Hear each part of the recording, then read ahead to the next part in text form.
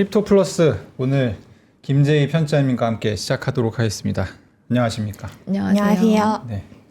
오늘 어떤 뉴스 가져오셨죠? 오늘 박스권 뉴스 박스권 뉴스.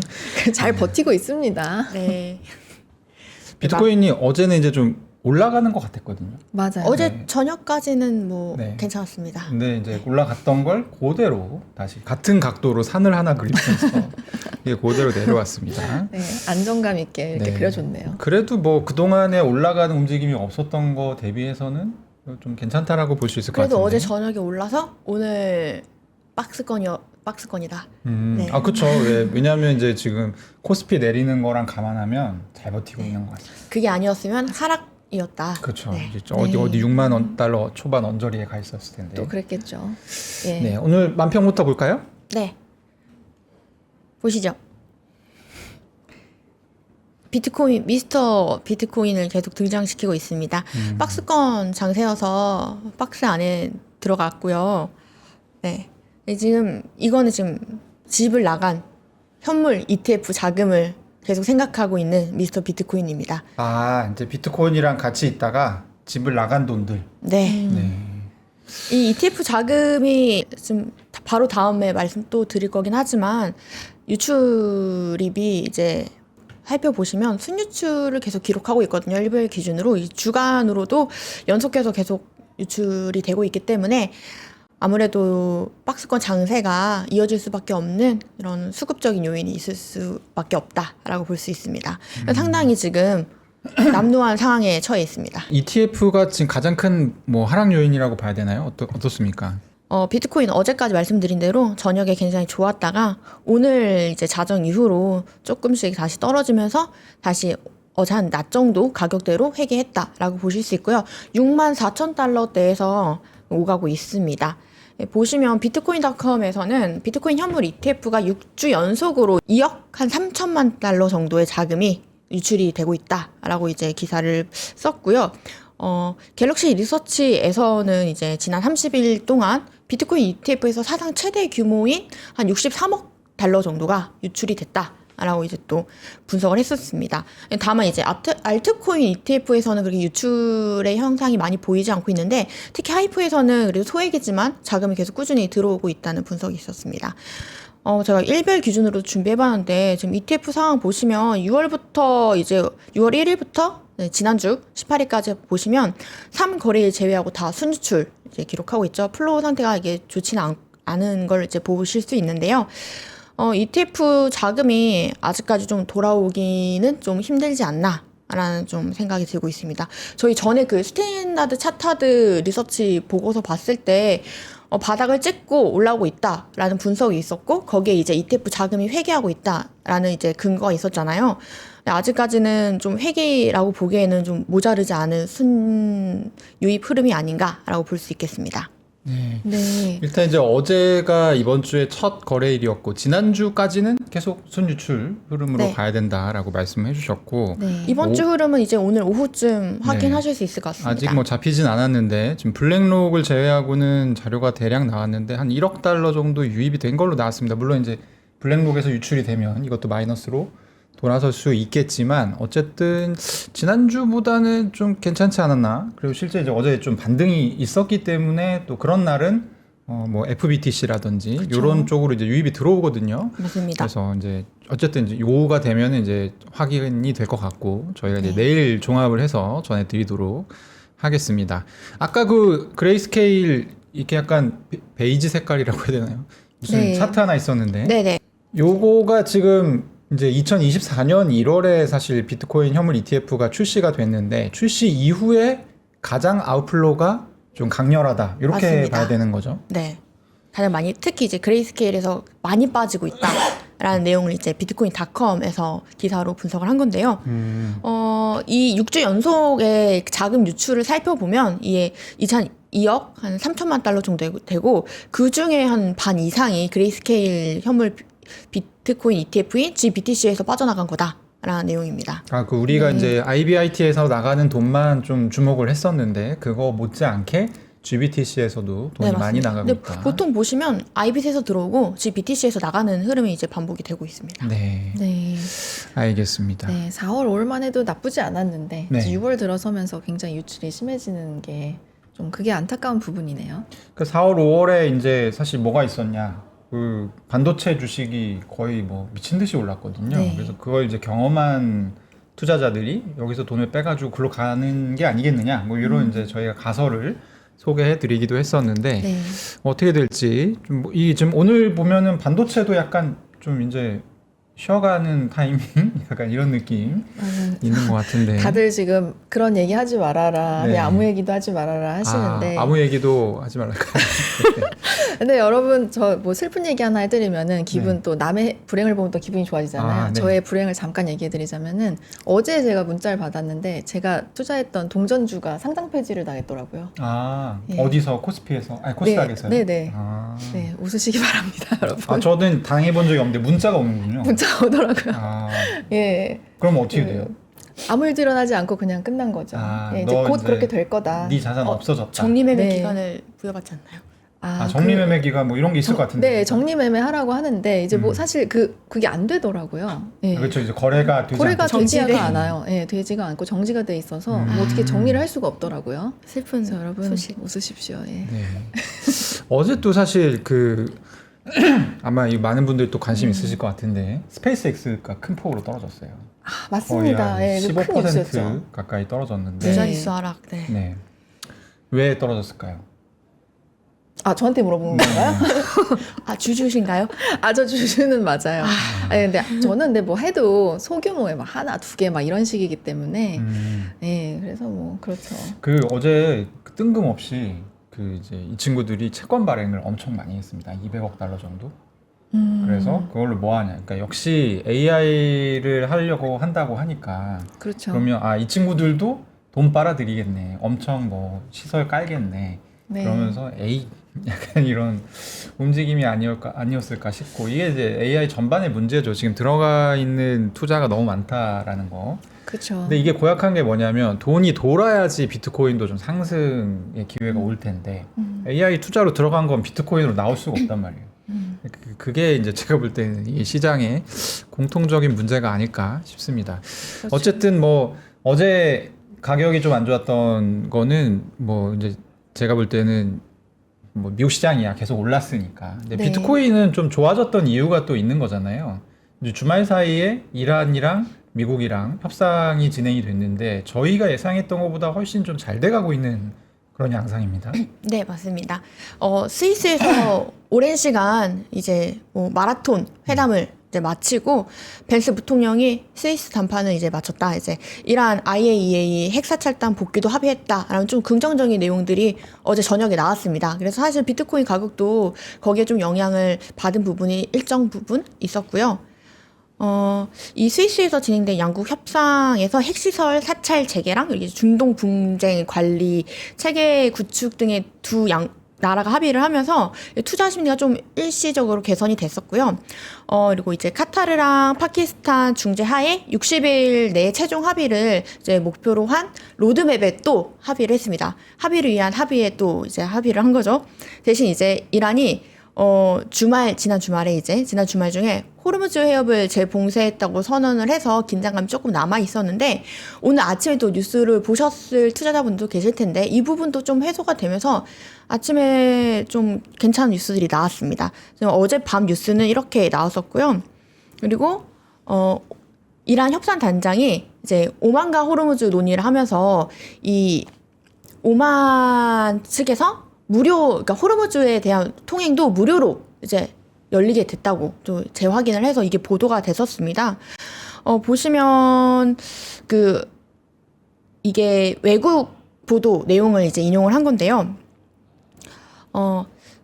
호르무즈 해협이 그동안 이제 이란 쪽에서 뭐 보험료 아니면 이제 서비스 피 이런 식으로 계속해서 통행료에 대한 의지를 관철을 시켰었는데 이 부분을 갈리바프와 그리고 이제 오만 외부 약관이 만나서 해결을 좀 했다. 그래서 명확하게 무료로 개방을 하겠다 내용이 나오면서 이 원유 쪽 가격도 좀 많이 하락을 했었던 부분이 있습니다. 어제만 해도 사실 이제 이란하고 미국이 공동으로 뭔가 관리를 하겠다 호르무즈를 막 이렇게 얘기가 나와서 역시 미국 결국 의도가 그거였냐 막 이런 얘기까지 나왔었는데 결국에는 무료 통행을 재확인해 준 거네요. 네, 맞습니다.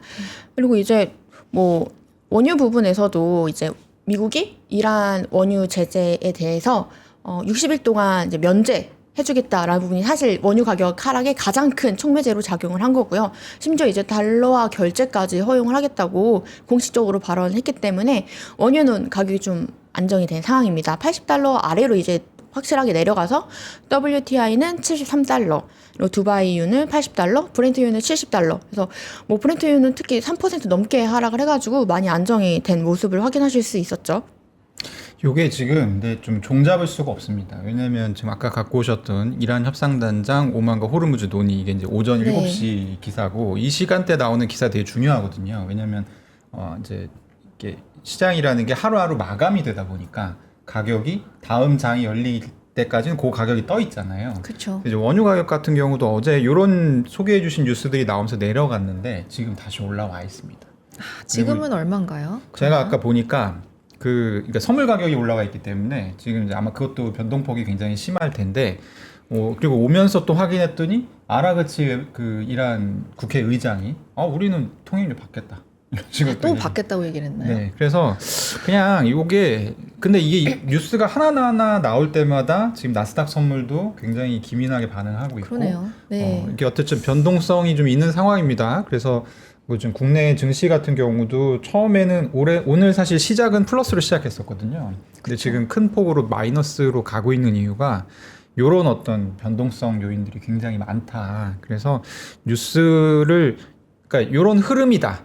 그러니까 계속 지금 왔다 갔다 하고 있고 서로 협상력을 증폭시키기 위해서 뭐 이렇게도 얘기했다가 뭐 저렇게도 얘기했다가 네. 협상 깨겠다고 했다가 맞아요. 들어왔다가 뭐 난리 부스를 나갔다가 네. 예. 네, 실제로 이렇게 호르무즈 해협을 두고 말이 바뀌다 보니까 캐피털 이코노믹스는 최근에 보고서를 통해서 이러한 그 부분이 현상이 돼서 해협 불안이다라는 용어까지 해석하면서 아직까지 이제 긴장이 풀리지 않고 금융시장이 계속해서 영향을 주고 있다라고 표현하기도 했습니다. 그래서 이제 어제 나왔던 얘기 중에 저는 좀 흥미로웠던 게 확실히 좀 방향성이 있는 얘기는 역시 이란 원유 판매를 달러화 결정 허용하겠다. 요 이슈. 이란은 지금 팔 수 있는 상황이기 때문에 이게 들어오면 확실히 그건 플러스 요인인 건 맞거든요. 네. 요거랑 이란한테 주기로 했었던 그 이제 제재 해제 있잖아요. 네. 그게 미국산 농산물을 사는 조건으로 일단 풀어준다. 돈을.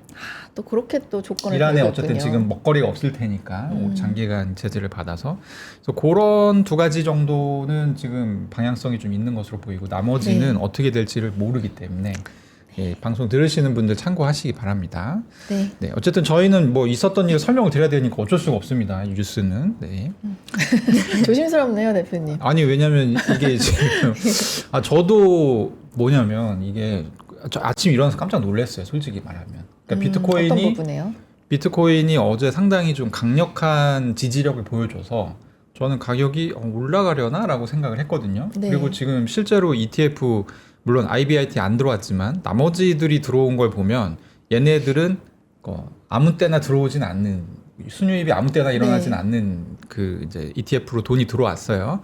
그래서 이거 좀 버틸려나 했는데 다시 그 자리로 되돌아온 데다가 네. 유가도 사실은 많이 내려간 걸 보고 잤거든요. 아, 근데 다시 이제 복귀돼 있고. 일어나자마자 보니까 결국엔 복귀. 그리고 이제 미국 국채 가격, 국채 수익률도 상당히 많이 올라와 있는 상태고. 그러니까 네. 지금 시장에 여러 가지로 그런 어떤 스트레스가 굉장히 심한 상태인 것 맞아요. 같아요. 자고 일어나면 자꾸 바뀌어 있으니까 상황이요. 네. 네.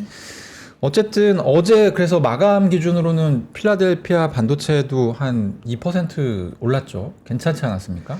반도체는 이제 투심이 워낙 좋고 하다 네. 보니까 좀 좋은 뉴스, 나쁜 뉴스 상관없이 계속 늘 오르는 이제 좋은 흐름을 보여주고 있죠. 대신 이제 미국 증시 전반적으로는 혼조세를 좀 보였는데요. S&P도 약보합, 그리고 나스닥 100은 이제 뭐 약보합이지만 이제 종합으로 가면 1% 넘게 또 하락을 했기 때문에 나스닥 종합은 정말 기술주 전반으로 좀 하락세를 보였었습니다.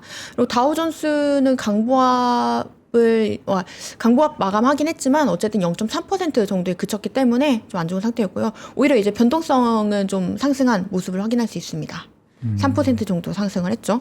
네. 어제는 네. 뭐 M7들도 다 빠지고. 그러니까 네. 이런 날들이 사실 흔하지는 않은데 어쨌든 저희는 좀 주의해야 될 것 같습니다. 네.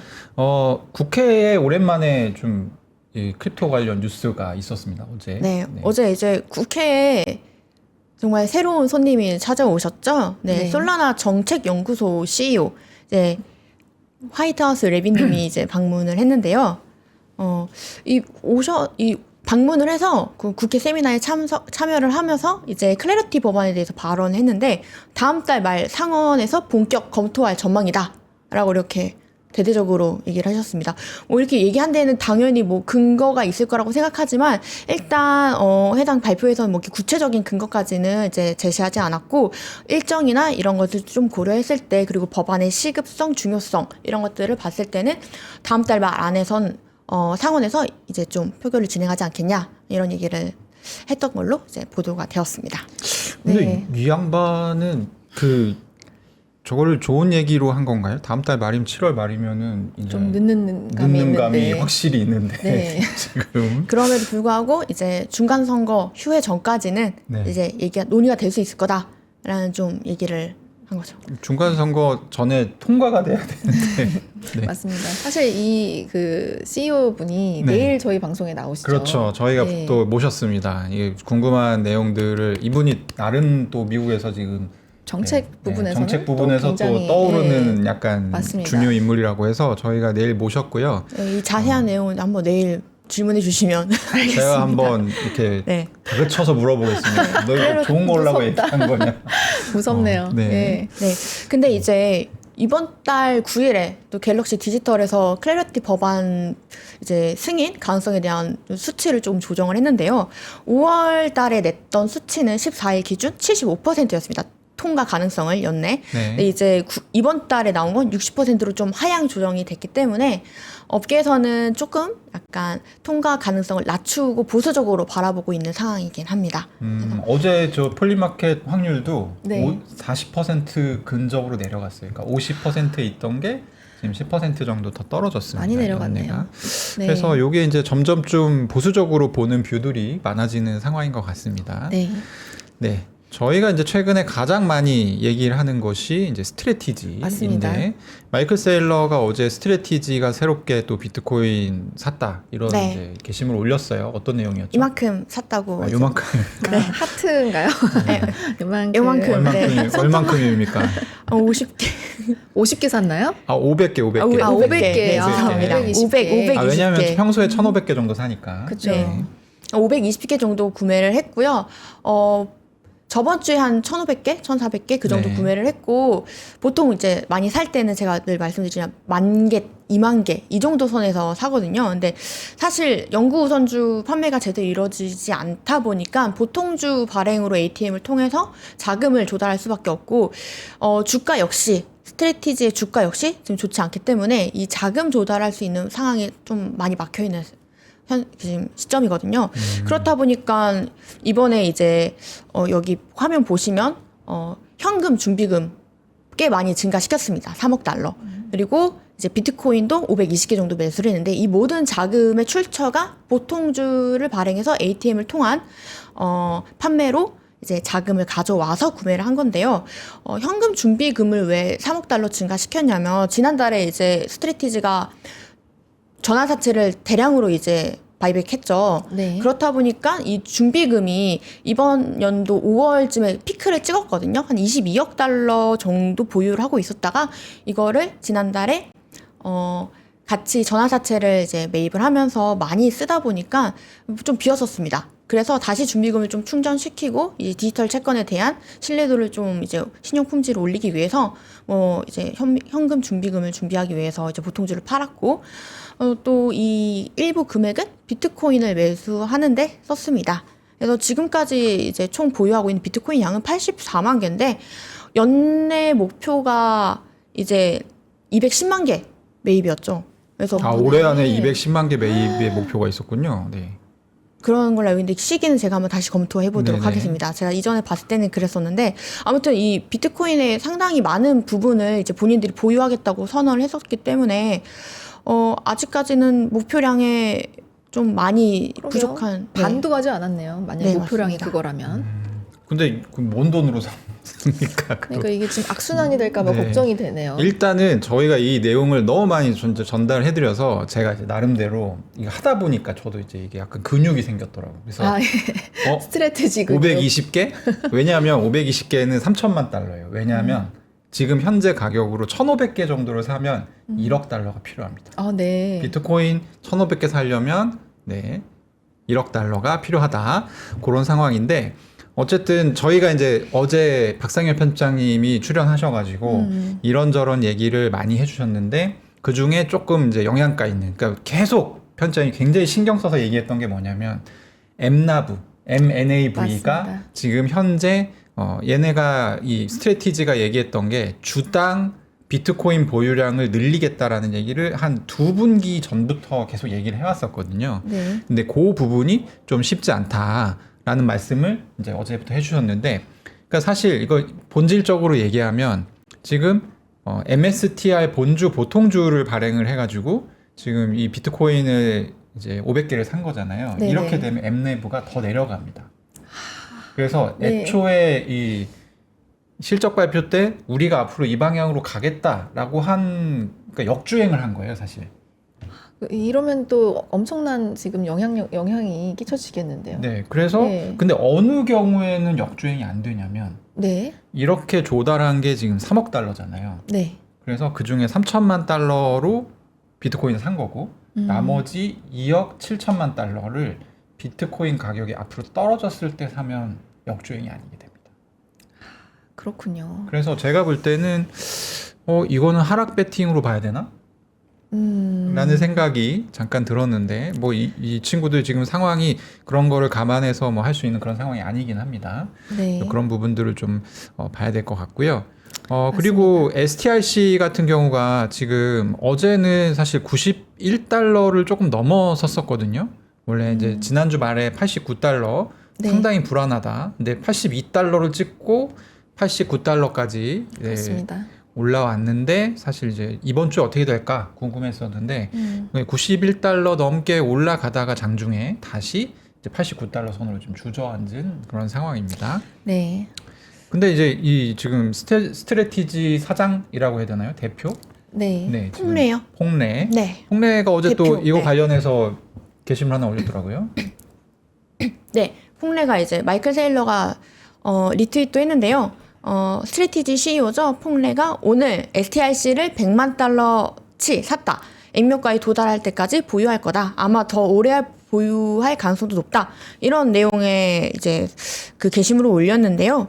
100만 달러 정도 구매한 거다라고 하면 어제 마감가 기준으로 대략 계산을 하면 STRC가 어제 마감가가 한 89달러 정도였었거든요. 88달러. 네. 네. 88달러인데 지금 한 1만 1260주 정도의 영구 우선주를 구입한 겁니다.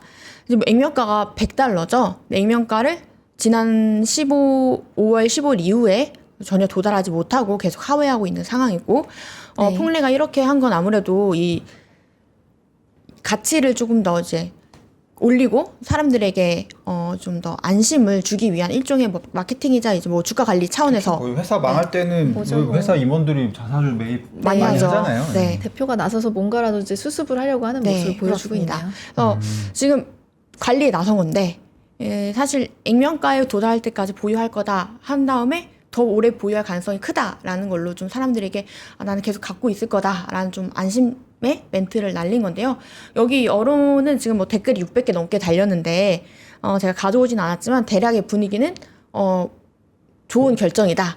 뭐 응원한다. 그런 얘기들이 그것도 많나요? 있지만 영원히 못 팔 수 있다. 뭐 이런 식의 그렇죠. 네. 아, 액면가에 도달하지 않을 거니까 뭐 이런 내용의 댓글도 있었습니다. 근데 저는 저거는 네. 좀 이제 나중에 공시가 나와봐야 알겠지만 진짜 샀는지 네. 네, 진정성 있다고 보는 게 지금 저 같은 경우도 STRC를 뭐 왜 못 사냐라고 물어본다고 하면 저게 그냥 휴지가 될 것 같아서 못 사는 거거든요. 저건 이제 말 그대로 배당을 못 받으면 의미가 네. 없는 주식이기 그렇죠. 때문에 근데 배당 여부를 사실 회사가 결정할 수가 있단 말이에요. 우리가 사정이 좀 그래서 못 주게 됐어. 약간 이러면 맞습니다. 그쵸. 뭐 할 말이 없기 때문에 그래서 이제 못 하고 있는 건데. 근데 어쨌든. 만약에 극단적으로 저는 극단적인 케이스 생각하는 걸 좋아하는데 네. 극단적으로 생각해서 스트래티지가 정말 아예 그냥 끝나버려요. 그러면 그 상황이 이제 비트코인이나 다른 디지털 자산에 끼치는 영향이 엄청날 것 같은데 그렇지는 않을 것 같아요. 그래요? 네. 차라리 그냥 아예 없어져도 네. 왜냐하면 네. 한 비트코인 10만 개 정도를 보유하고 있는 것은 기업으로서는 그렇게 이제 이례적인 건 아니고 80만 개 갖고 있잖아요. 네네. 그러면 이제 월가에서 대략 한 기업 10개 정도가 10만 개씩 나눠 갖는다. 그렇게 되면 그러니까 지금도 사실 많은 네. 투자자분들이 오래 투자하신 분들이 굉장히 지금 어떻게 해야 되나 고민이다 하고 있는 지점이 뭐냐면 네. 일단 비트코인 자체의 미래에 대해서는 좀 강력하게 신뢰를 하고 있어요. 그렇죠. 근데 이 스트래티지가 만약에 안 좋은 일이 생겨서 이 회사가 강제 매각을 하거나 비트코인을 뭐 이렇게 뿌린다고 하면 시장 가격이 크게 낮아질 거 아닙니까? 그렇죠. 그 기간 동안에 지금 물려 있는 레버리지가 다 터지면서 이제 밑으로 쭉 가격이 밀릴 수 있는데 그렇죠. 어디서 사야 되냐? 지금 사는 게 맞냐? 차라리 기다렸다가 더 안 좋은 상황일 때 죽겠다. 그렇죠. 그러니까 스트래티지가 우리 스트래티지 못 잃어 이런 분은 예. 없습니다, 사실. 그러니까 오히려 지금 일이 이렇게 되니까 다 마이클 세일러가 이제 좀 저럴 줄 알았다 약간 이런 식으로 얘기를 많이 그렇군요. 하시는데 그럼 뭐 저같이 약간 극단적인 케이스를 생각을 하시는 분들이 많이 많죠. 있네요. 네, 많죠. 아, 그러다 보니까 그렇군요. 지금 이제 가격이 6만 달러잖아요. 네. 이게 5만도 갈 수 있고 4만도 갈 수 있고 뭐 이렇게 생각하시는 거예요 이미. 그쵸. 그럼 나는 어디서 사야 되냐? 이런 바닥이 고민들을. 너무 깊어져서 잘 모르겠다. 그렇죠. 이제 이런 네, 이야기군요. 그런 고민들을 하시는 것 같습니다. 어쨌든 네. 저희가 지금 이런 얘기를 하는 것은 아마 STRC 가격이 100달러까지 이제 회복되지 않는다고 하면 계속 이런 얘기 하게 될 것 같고요. 어제도 잠깐 네. 제가 얘기했지만 박상현 편장님도 그랬고 사실 어제 그 백훈정 대표님 나오셔가지고 네. 그동안 이게 너무 이제 레버리지를 돈을 많이 빌려가지고 크게 레버리지를 일으켜서 STRC를 투자했던 물량들이 청산이 되는 바람에 맞아요. 그러니까 사실 이렇게 82달러까지 내려간 거지 이게 이렇게까지 내려갈 게 아니다 이렇게 이제 얘기해 맞습니다. 주셨잖아요. 네, 마녀 사냥을 그만해야 된다. 그래서 제가 얘기한 게 그러면 지금 올라갔다가 다시 내려오게 되면 그거는 좀 실제로 문제일 수 있겠다. 왜냐하면 이게 한번 청소가 됐잖아요. 네. 그래서 그런데도 또 내려온다라는 거는 문제가 시장에 있다. 매도가 많다는 거니까 네. 그런 이제 문제가 있다. 그리고 아까 말씀드렸던 스트래티지 보유 목표 수량을 제가 또 네, 그 회의 검색을 해주셨군요. 정리를 좀 감사합니다. 해봤는데요. 네. 제가 좀 착각했던 부분이 있습니다. 우선 죄송합니다. 2024년에 마이클 세일러가 4242 플랜이라는 걸 발표를 하면서 210억 달러의 그러니까 3년간 주식 발행을 통해서 210억 달러 그리고 고정소득 증권으로 210억 달러를 해서 총 420억 달러의 금액으로 비트코인을 매집하겠다라고 얘기를 했고 이걸 이제 언론사나 이제 뉴스 매체에서 또는 이제 리서치 기관에서 분석한 결과 대략 지금 가격에 이 정도 금액이면 한 100만 개 정도겠다. 그리고 3년 뒤였으니까 한 2026년 말이나 2027년 초쯤에 100만 개 정도의 비트코인을 매집하는 게 목표이지 않겠냐라는 이제 그럼 100만 개 정도가 그렇다라고 보면 뭐 되겠네요. 20만 개 정도 추측입니다. 남았네요. 검색 그들의 이제 약간 추정치, 외부의 또 추정치고요. 당시에는 또 STRC가 없었기 때문에 네, 맞습니다. 펀딩을 또 이제 뭐 했고 근데 중요한 거는 지금 이제 살 여력이 없어 보인다. 그렇습니다. 그게 네. 이제 문제입니다만 어쨌든 저희 이제 STRC 얘기는 이 정도로 해보고 폴리마켓에 어제 좀 중요한 문제가 있었던 것 같아요. 네. 뉴스를 가져오셨는데 소개 좀 해주시죠. 영어로 이제 되어 있는데, 네. 우리는 조사했다. 폴리마켓에 기만적인 마케팅 캠페인을 이렇게 적혀 있죠. 이거는 어디 기사입니까? 네, 월스트리트 월스트리트 저널? 저널입니다. 네. 아주 신뢰도 높은 미국 매체 중에 하나죠. 거기서 폴리마켓을 되게 집중적으로 영상까지 올려가면서 다룬 건데요. 네. 그 영상은 볼 수가 있나요, 저희가? 제가 영상을 원래 준비해왔다가 지금 이제 업로드가 잘 안 됐군요. 네, 업로드가 잘 되지 않아서 일단 내용은 이렇습니다. 이제 폴리마켓이 이 인플루언서들을 통해서 광고를 많이 했는데 이 광고들이 다 약간 너무 뭐랄까 기만적인 내용이 좀 사기에 가까운 이런 캠페인들이었다. 그래서 문제가 굉장히 많다라는 비판적인 이제 취재 보도였고요. 네. 그러니까 폴리마켓이 틱톡이나 유튜브나 인스타그램에 광고를 했는데 내용이 기만적이다. 네. 이들이 뭐 인플루언서들이 나와서 이게 일종의 핀플루언서겠죠? 나와가지고 막 베팅을 하는 장면을 보여줍니다. 사이트 이제 폴리마켓 사이트에 들어가서 막 실제로 베팅하는 장면을 막 보여줘요. 그리고 그 베팅이 결국 이겨서 많은 돈을 순식간에 따게 되는 영상들이 같은 내용들의 다른 사람들이 이제 출연한 다양한 영상들이 계속 나오는데 이게 사실은 가짜 사이트에서 이루어진 베팅이었고 실제로 이 동료의 베팅을 그 월스트리트 저널에서 찾아서 이 실제 베팅 결과를 분석해 보니까 오히려 손해가 나는 베팅들이었다라는 거죠.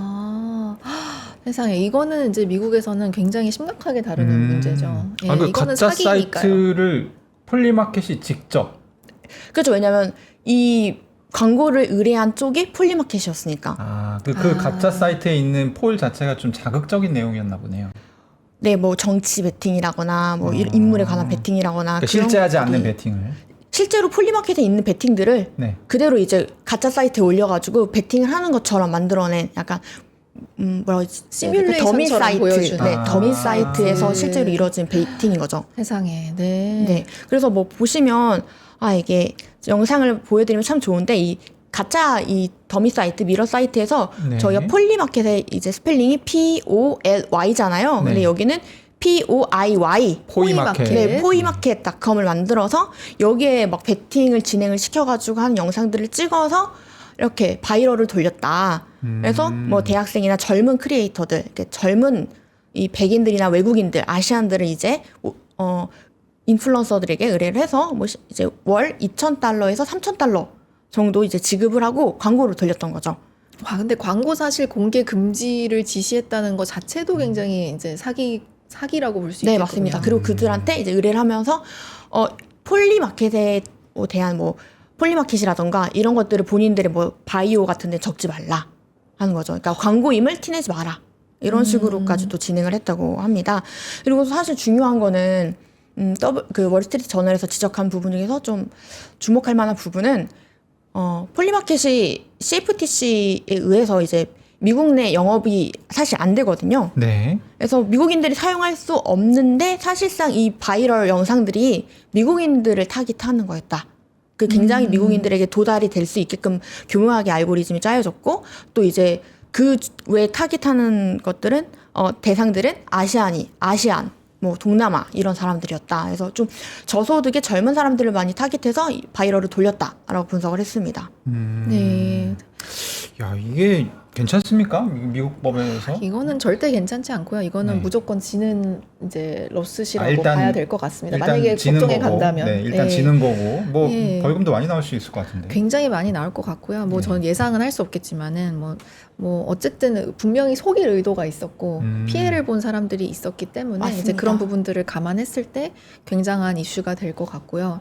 좀 안타깝네요. 왜냐하면 폴리마켓이 저희가 사실 최근 들어서 다양한 시도를 하고 있고 뭐 이런 부분에 대해서 많이 다뤘기 때문에 긍정적인 방향으로 가는 회사로 저희가 약간 다뤘었는데 이제 이렇게 되면은 이제 굉장한 큰 댐퍼가 이제 놓여지게 되는 부분이네요. 변호사님 말씀이 좀 이제 근거가 있으신 게 이게 좀 앞으로 법적 공방이 일어났을 때 불리하게 갈 수 있는 부분이 폴리마켓이 이 포이마켓 사이트를 이용해서 연출해낸 가짜 수익이 $90만 정도가 되는데 실제 손실액은 $16만 6천 달러 정도가 되고 가짜 베팅 총액은 $190만 정도가 됩니다. 그러니까 상당히 실제로 갭이- 베팅도 더 많이 된 걸로 속였다는 거네요. 네, 그 갭이 엄청 크기 때문에 이게 사실 손실이 난 걸 사기 아니에요? 사기예요, 수익이 이거는. 난 것처럼 사기. 해서 그래서 폴리마켓이 잘 나가다가 약간 자승자박한 꼴이 되지 않을까. 왜 이런 걸 했지?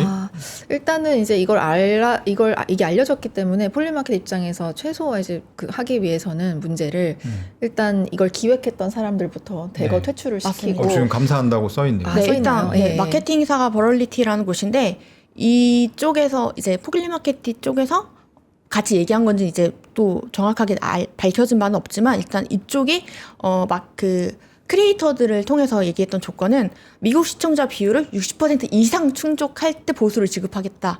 이거였기 때문에 미국인을 타깃으로 했다라고 볼 수밖에 없어서 사실 이것도 위반 사항 중에 하나가 또 될 수 꼬리 있을 자르기 것 할 수도 같고요. 있겠네. 우리는 안 시켰다. 그쵸. 왜냐면 쟤네가 충성심에 맞아요. 무리를 한 거다. 우린 몰랐다. 이런 식으로 할 수도 있겠네요. 어쨌든 그쵸. 네. 어쨌든 뭐 CFTC의 그런 변명은 통하지 않습니다. 네, 그래서 네. 조만간 저는 이게 월드컵 지나면은 사실 이제 예측 시장이 더 많이 좀 대중화될 거라 생각했는데 그런 속도가 늦어지는 계기가 그럴 것 같습니다. 될 수 네. 있겠네요. 아무튼 이런 오늘 마지막 네. 뉴스가 아마 될 것 같은데, 네, 토스뱅크 얘기가 있네요. 아, 네. 솔라나가 한국에 와서 굉장히 많은 일을 하고 가는 것 같은데요. 토스뱅크와 솔라나 재단이 전날 이제 저녁에 MOU 관련 자료 보도를 하나 냈습니다. 네. 해외 송금 부분에서 협력을 했다. 이제 이런 내용인 건데요. 양해각서를 체결하고 이 부분으로 앞으로 계속 해외 송금 부분에서 더 많은 일을 도모하겠다라는 내용입니다. 좀 구체적으로 좀 내용을 살펴보면요. 솔라나 네트워크 기반의 글로벌 송금 정산 인프라 기술 검증, 그러니까 POC를 할 예정이고요. 이걸 이제 단계적으로 추진하게 됩니다. 그리고 블록체인 기반 결제 정산 모델을 공동으로 검토하고 뭐 이제 개발까지 같이 할 수 있겠다라는 가능성을 좀 열어둔 거죠. 그리고 스테이블 코인, 디지털 자산을 활용한 차세대 이제 금융 서비스의 가능성을 모색하자. 아직까지는 사실 킥오프 미팅과 다름없기 때문에 다 초기 단계에 있긴 하지만 네. 우리나라에서 좀 혁신 금융으로 좀 이름 알리고 많은 이용자를 가지고 있는 토스뱅크와 이제 웹3 프로젝트인 솔라나가 같이 뭔가를 한다는 것 자체가 되게 좀 업계에 큰 반향을 일으켰던 뉴스였습니다.